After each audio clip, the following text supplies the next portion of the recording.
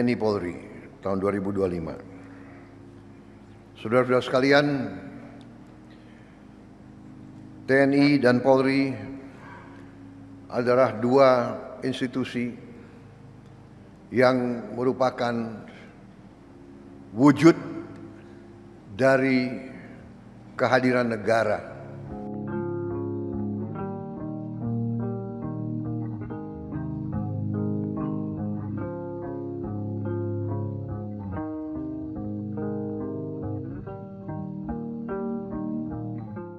Presiden Prabowo Subianto untuk kali perdana memberikan arahan dalam acara rapat pimpinan atau Rapim TNI dan Polri tahun 2025 pada Kamis 30 Januari 2025. Rapim tersebut mengangkat tema sinergitas TNI Polri siap mendukung Asa Cita guna terwujudnya Indonesia Emas 2045. Pada agenda itu, Prabowo memberikan arahan kepada 691 perwira tinggi dan perwira menengah TNI dan Polri. Ia juga menyampaikan sejumlah pernyataan yang menarik. Di antaranya, Prabowo menekankan pentingnya peran TNI dan Polri dalam menjaga eksistensi dan menegakkan kedaulatan negara.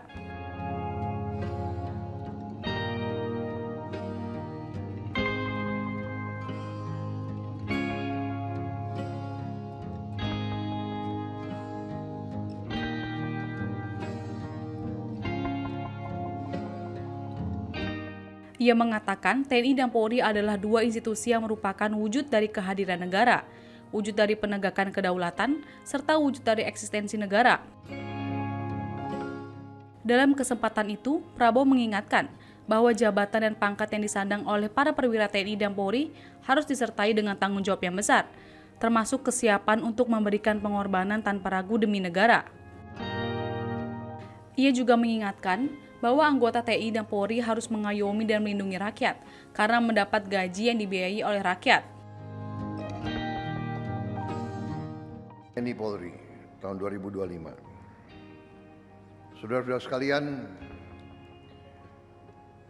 TNI dan Polri adalah dua institusi yang merupakan wujud dari kehadiran negara, wujud dari penegakan kedaulatan, wujud dari eksistensi negara. Undang-undang Dasar, undang-undang, keputusan-keputusan Presiden, peraturan-peraturan pemerintah, peraturan-peraturan Presiden dan semua produk-produk dari pemerintahan tidak ada artinya kalau tidak ditegakkan. Semua rencana terbaik suatu bangsa tidak ada artinya kalau tidak dapat diimplementasikan. Saudara,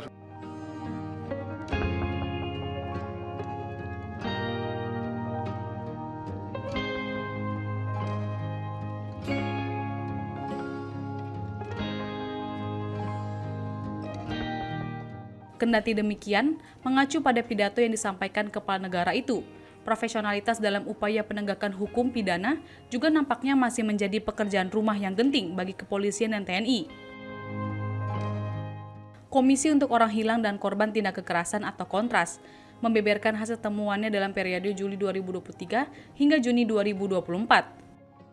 Kontras menemukan bahwa angka peristiwa kekerasan dan dugaan pelanggaran HAM oleh kepolisian mengalami peningkatan. Sepanjang Juli 2023 hingga Juni 2024, tercatat 645 peristiwa kekerasan yang melibatkan anggota Polri. Lalu, 645 peristiwa kekerasan tersebut menyebabkan 759 korban luka dan 38 korban tewas.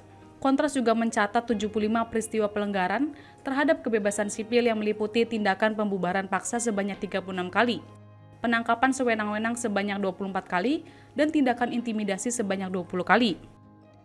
Alih-alih bertindak untuk menjaga ketertiban dan keamanan masyarakat, anggota Polri justru menjadi alat untuk membungkam warga.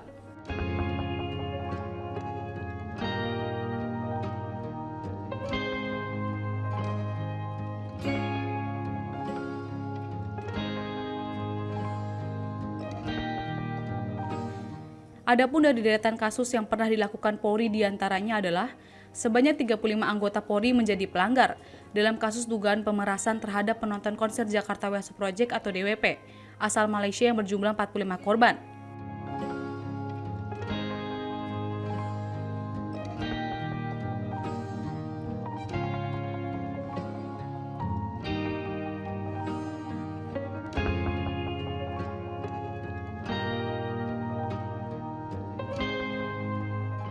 Berdasarkan hasil penyelidikan kepolisian, jumlah barang bukti yang sudah dikumpulkan dari hasil pemerasan itu senilai 2,5 miliar rupiah. Komisioner Komisi Kepolisian Nasional atau Kompolnas Muhammad Hoirul Anam mengatakan, setidaknya ada 35 anggota Polri menerima sanksi berupa pemberhentian tidak dengan hormat atau PTDH hingga demosi.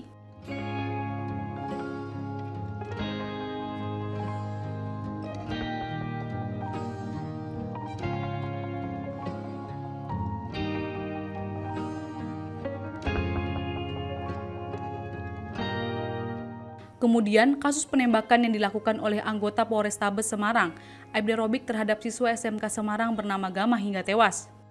Gama bersama dua rekannya mengalami luka akibat tembakan oleh anggota Polri tersebut. Kini Robik ditetapkan sebagai tersangka pembunuhan oleh Direskrimum Polda Jawa Tengah dan dijatuhi sanksi pemecatan tidak dengan hormat atau PTDH.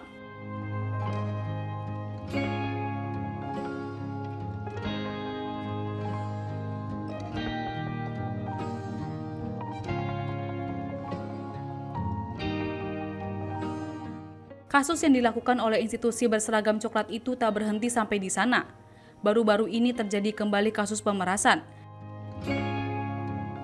Salah satunya adalah dua anggota Polrestabes Semarang, Jawa Tengah ditetapkan sebagai tersangka. Buntut aksi dugaan pemerasan terhadap pasangan laki-laki dan perempuan sebesar 2,5 juta rupiah. Saat itu Aibtuka, Aibda RL dan S menghampiri pasangan yang sedang berada di mobil hingga menakuti korban dengan tuduhan telah melakukan tindak pidana. Pasangan itu juga diminta untuk menyerahkan uang jika tidak mau diproses hukum. Alhasil korban itu pun segera ke ATM untuk mengambil uang sebesar 2,5 juta rupiah. Sesaat setelah menyerahkan uang, salah satu korban berteriak maling, sehingga warga di sekitar lokasi langsung berkerumun membantu pasangan tersebut. Hingga saat ini para pelaku sudah diamankan oleh Polsek Semarang Utara dan ditetapkan sebagai tersangka.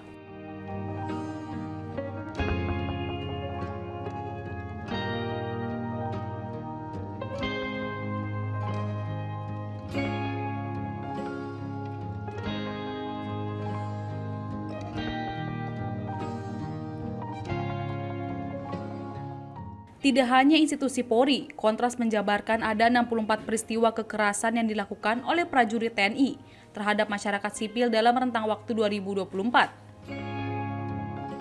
Dalam 64 kasus kekerasan tersebut, terdiri dari 37 tindakan penganiayaan, 11 tindak penyiksaan, 9 kasus intimidasi. Lalu terdapat 5 tindakan tak manusiawi, 3 tindakan perusakan, 1 kasus penculikan, dan 1 kasus kejahatan seksual.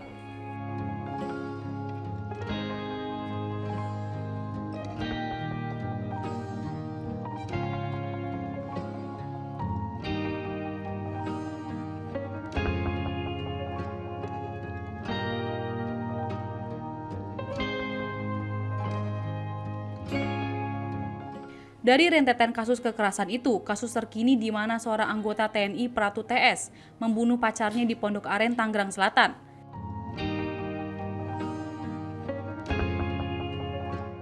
Pratu TS disebut menyerang korban dengan tangan kosong hingga tega menghilangkan nyawa sang kekasihnya tersebut.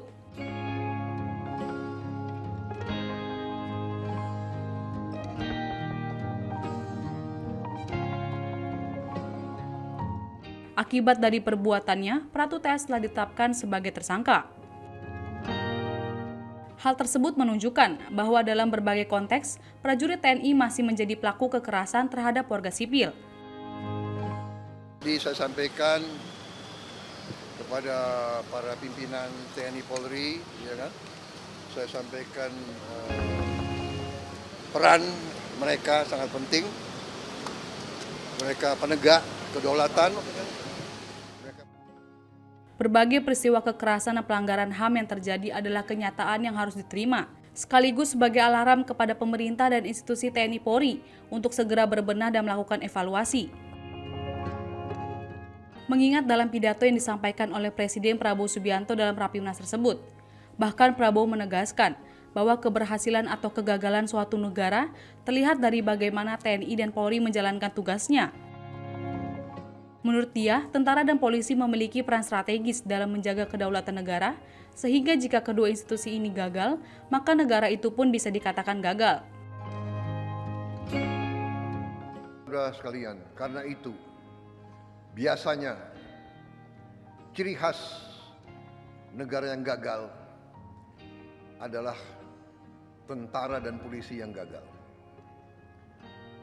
Tentara dan polisi adalah bagian dari suatu negara yang memiliki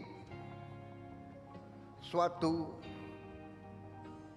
kekuasaan khusus. Tentara dan polisi diberi kekuasaan oleh negara untuk memegang monopoli fisik, monopoli senjata.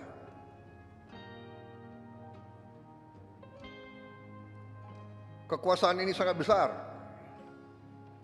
Rakyat yang mempercayakan kekuasaan ini kepada saudara-saudara sekalian. Rakyat yang menggaji saudara. Rakyat yang melengkapi saudara dari ujung kaki sampai ujung kepala. Rakyat yang memberi makan kepada tentara dan polisi. Dan rakyat memberi kuasa kepada tentara dan polisi untuk memegang monopoli senjata. Dan dengan kepercayaan yang demikian besar, dengan menyerahkan kekuasaan kepada saudara-saudara, diharapkan, dituntut dari saudara-saudara